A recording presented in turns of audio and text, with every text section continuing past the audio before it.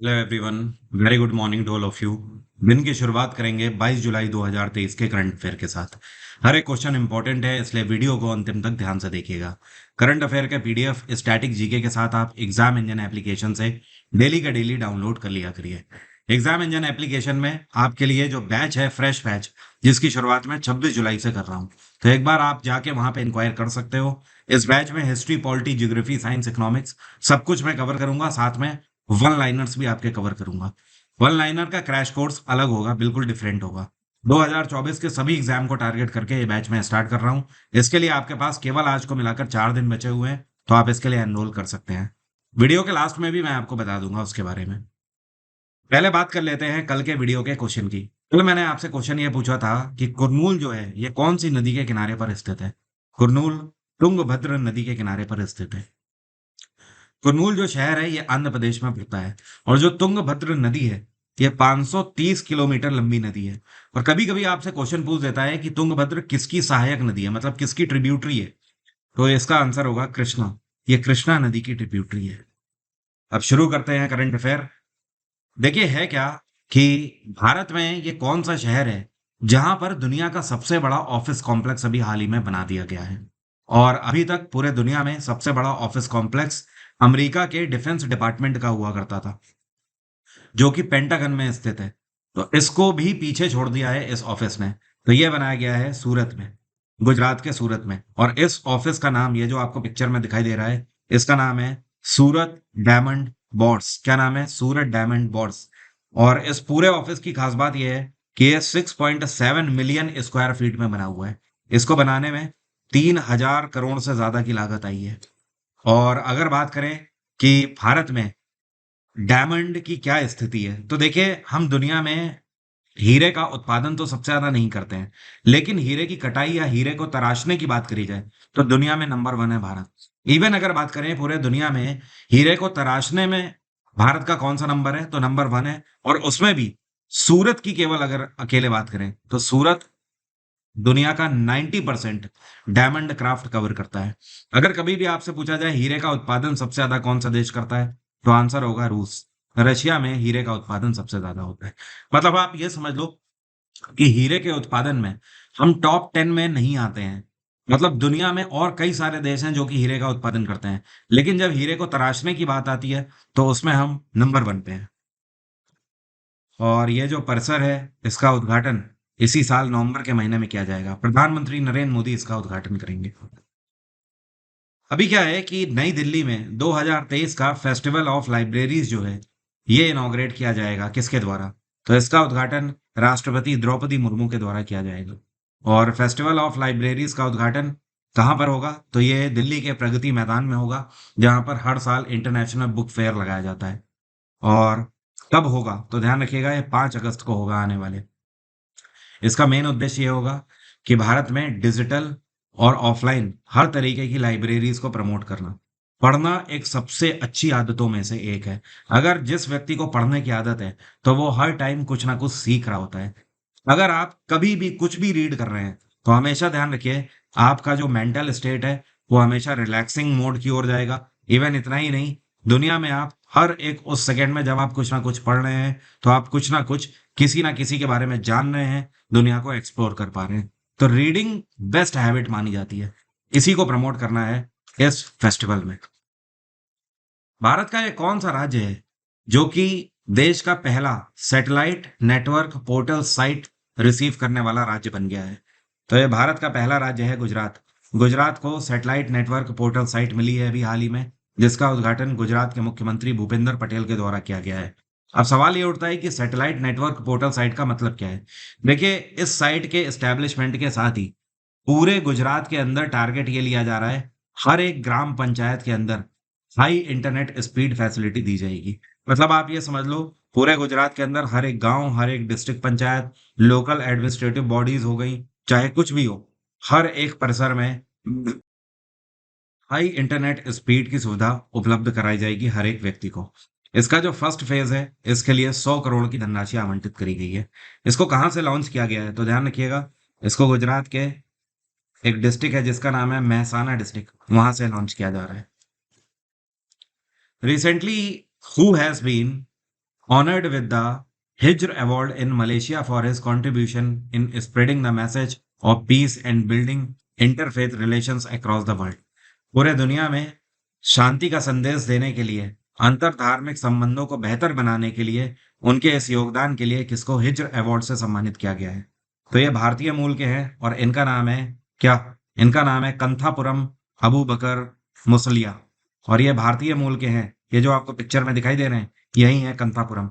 तो पूरे वर्ल्ड में इस्लाम को लेकर एक बेहतर मैसेज देने के लिए और इस्लाम को दूसरे धर्मों के साथ भी जोड़कर चलने के लिए इनको सम्मानित किया गया है हिज्र अवार्ड से। मलेशिया में ये जो अवार्ड दिया जाता है, ये हर साल अवार्ड दिया जाता है अंतर्राष्ट्रीय स्तर पर रिलेशंस को बेहतर बनाने के लिए। लेकिन ऐसा पहली बार हो रहा है कि किसी भारतीय को इस अवार्ड से सम्मानित किया गया है। तो साथ में कंथापुरम जो है, ये पहले ऐसे भारतीय भी बन गए हैं जिनको हिज्र अवार्ड से सम्मानित किया गया है। यह अवार्ड मलेशिया के राजा अल सुल्तान अब्दुल्ला अहमद शाह के द्वारा इनको दिया गया है। अभी हाल ही में एनर्जी और एनवायरनमेंट के क्षेत्र में, मतलब ऊर्जा और पर्यावरण के क्षेत्र में साइंटिफिक रिसर्च के लिए एनी अवार्ड से किस भारतीय को सम्मानित किया गया है? तो जो आपको पिक्चर में दिखाई पड़ रहे हैं ये हैं प्रोफेसर थल्लिपल प्रदीप। क्या नाम है? प्रोफेसर थल्लिपल प्रदीप। और ये कहाँ से बिलोंग करते हैं? तो ये प्रोफेसर हैं आईआईटी मद्रास में। तो इन्होंने एनर्जी के क्षेत्र में और एनवायरनमेंट के क्षेत्र में उत्कृष्ट कार्य किया है। इन्होंने किस क्षेत्र में? तो इन्होंने क्लीन वाटर सॉल्यूशन के लिए बेहतर कार्य किया है कि पानी की गुणवत्ता को कैसे बेहतर बनाया जाए, पानी को क्लीन और हम कैसे कर सकते हैं, उन क्षेत्रों में बेहतर कार्य किया है। आपको पता है इनके द्वारा जो वाटर प्यूरिफिकेशन टेक्नोलॉजीज बनाई गई हैं उसकी मदद से हर एक दिन 1.3 मिलियन लोगों को फायदा होता है पूरे भारत में। अगला क्वेश्चन है, अभी हाल ही में कौन सा देश है जिसने किंग चार्ल्स तृतीय के नाम पर अपना पहला पासपोर्ट जारी किया है? तो ये है ब्रिटेन। ऑब्वियस सी बात है, ब्रिटेन में राजा इस टाइम पे चार्ल्स तृतीय हैं, तो इनके नाम पर ही यहाँ पर पासपोर्ट जारी किया गया है। और ये जो आपको पिक्चर में दिख रही हैं, पता है कौन है? इनका नाम है सुवेला ब्रेवरमैन। ये भारतीय मूल की हैं और वहां पर होम सेक्रेटरी हैं। इन्हीं के द्वारा इस पासपोर्ट को लॉन्च किया गया है। ये कौन सा सेक्टर है जिसके अंतर्गत पहली बार क्रेडिट गारंटी योजना की शुरुआत करी गई है? पहली बार भारत के अंदर पशुधन सेक्टर में, जिसको अंग्रेजी में बोलते हैं लाइव स्टॉक, तो इसके अंतर्गत क्रेडिट गारंटी योजना की शुरुआत करी गई है। देखिए, इसका मेन उद्देश्य है कि पूरे भारत भर में ऐसे लोग जो कि पशुपालन कर रहे हैं, एनिमल हस्बेंड्री, डेयरिंग या फिर फिशरीज, इन सब से जुड़े हुए हैं। जैसे मान लीजिए कि आप गाय का पालन कर रहे हैं, भैंस का पालन कर रहे हैं, बकरी पालन कर रहे हैं या भेड़ पालन कर रहे हैं, इस तरीके का आप कोई भी पालन कर रहे हैं जिससे कि आप दूध का उत्पादन करते हो, तो आपको भारत सरकार की तरफ से क्रेडिट गारंटी योजना के अंतर्गत एमएसएमई में अगर आप व्यापार करना चाहते हैं तो आपको लोन फैसिलिटी उपलब्ध कराई जाएगी कम रेट ऑफ इंटरेस्ट पर। इसके लिए सरकार की तरफ से जो इन्वेस्टमेंट है वो 15,000 करोड़ रखा गया है और इस पैसे की मदद से पूरे भारत भर में ऐसे लोग जो कि इन क्षेत्रों में आगे आएंगे, जैसे कि एनिमल की ब्रीडिंग कराना, तो ब्रीडिंग कराने के लिए टेक्नोलॉजी इंप्रूवमेंट कैटेगरी में उनको ये लोन मिलेगा। इसके अलावा मीट प्रोसेसिंग हो गई, डेयरी प्रोसेसिंग हो गई, दूध का उत्पादन इसी में आ जाता है। और जो एनिमल्स होते हैं, जानवरों की हेल्थ के लिए कई सारी कंपनीज अब आ रही हैं जो कि वैक्सीन बनाना चाहती हैं, तो इन कंपनीज को भी इसके तहत लोन मिलने के पूरे पूरे चांसेस बढ़ जाएंगे। टाटा ग्रुप के द्वारा ये कौन सा देश है जहां पर इलेक्ट्रॉनिक व्हीकल्स की बैटरी बनाने के लिए एक नई फैक्ट्री स्थापित करी जाएगी? टाटा ग्रुप ने फैसला लिया है कि ब्रिटेन में नई फैक्ट्री स्थापित करेंगे और इस फैक्ट्री में इलेक्ट्रॉनिक व्हीकल्स की बैटरी बनाई जाएंगी। आज की डेट में फ्यूचर टेक्नोलॉजी है अपने आप में इलेक्ट्रॉनिक व्हीकल। लगातार भारत सरकार का भी ये टारगेट है कि 2030 तक जितना भी ऑटोमोबाइल सेक्टर है उसमें 30% इलेक्ट्रॉनिक व्हीकल हो। मतलब 2030 तक हमें टारगेट अचीव करना है कि प्रति 100 गाड़ियों में से 30 गाड़ियां इलेक्ट्रॉनिक व्हीकल हो। यह सरकार का टारगेट है। दुनिया में भी इलेक्ट्रॉनिक व्हीकल्स का मार्केट लगातार बढ़ता जा रहा है। उसको देखते हुए टाटा ब्रिटेन में इसकी स्थापना करने जा रहा है और ये जो फैक्ट्री होगी ये 40 गीगावाट की फैक्ट्री होगी और इसके तहत टाटा ये एश्योर कर रहा है कि वहां पर 4,000 से ज्यादा लोगों को स्किल्ड जॉब भी मिलेगी। इसके लिए टाटा के द्वारा जो इन्वेस्टमेंट किया जा रहा है वो 4 बिलियन यूरो का इन्वेस्टमेंट किया जा रहा है। ये चीज ध्यान रखिएगा। अभी हाल ही में लाइफ इंश्योरेंस कॉर्पोरेशन एलआईसी के नए एमडी कौन अपॉइंट किए गए हैं? तो अब से एलआईसी के नए एमडी होंगे सतपाल भानु। और इन्होंने किसको सक्सीड किया है? तो ये जिसको सक्सीड कर रहे हैं सिद्धार्थ मोंती। सिद्धार्थ मोंती अब रिटायर हो गए हैं, उनकी जगह सतपाल भानु अब आ गए हैं। एलआईसी की स्थापना 1956 में करी गई थी। इसका हेडक्वार्टर है मुंबई। और एलआईसी आपको पता है दुनिया की 10 सबसे बड़ी इंश्योरेंस कंपनीज में से एक है, और भारत की तो सबसे बड़ी इंश्योरेंस कंपनी है ही। इतना ही नहीं, एलआईसी का एक सब्सिडरी बैंक भी है। आप लोगों ने सुना होगा IDBI bank. I am sure आपने इसका नाम सुना होगा। तो ये जो आईडीबीआई बैंक है, ये एलआईसी की ही सब्सिडरी है। इसकी स्थापना 1964 में करी गई थी। ये कौन से भारतीय प्लेयर हैं जिन्होंने अभी हाल ही में गिनीज वर्ल्ड रिकॉर्ड में अपना नाम दर्ज करा दिया? और ये बैडमिंटन खिलाड़ी हैं। इन्होंने बैडमिंटन खेलते टाइम जो हिट किया जाता है ना शटल कॉक को, तो ये इन्होंने जो हिट किया है, ये आज तक का फास्टेस्ट हिट था, सबसे तेज हिट था। इन्होंने बैडमिंटन से जो शटल कॉक को हिट किया है, उसकी स्पीड जानकर आप हैरान रह जाओगे। 565 किलोमीटर प्रति घंटे की स्पीड से इन्होंने हिट किया था।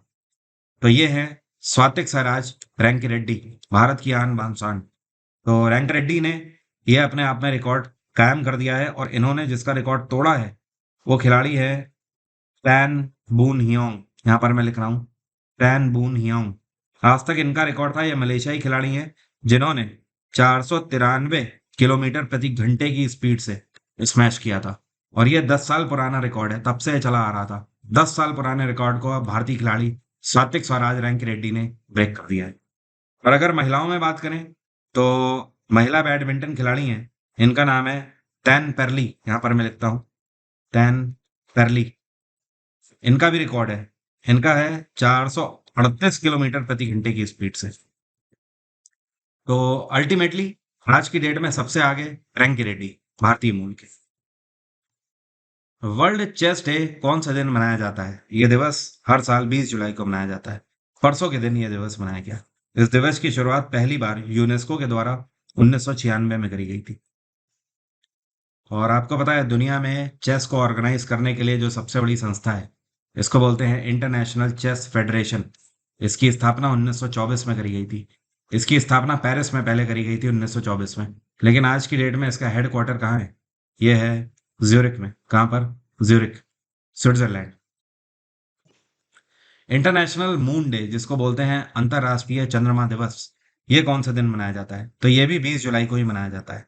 दरअसल अमेरिका का अपोलो 11 मिशन जो था नासा के द्वारा, ये भी 20 जुलाई को लॉन्च किया गया था। और ये चंद्रमा पर मानव को उतारने वाला पहला मिशन था। इस वजह से अपोलो 11 की याद में 20 जुलाई को हर साल चंद्रमा दिवस मनाया जाता है।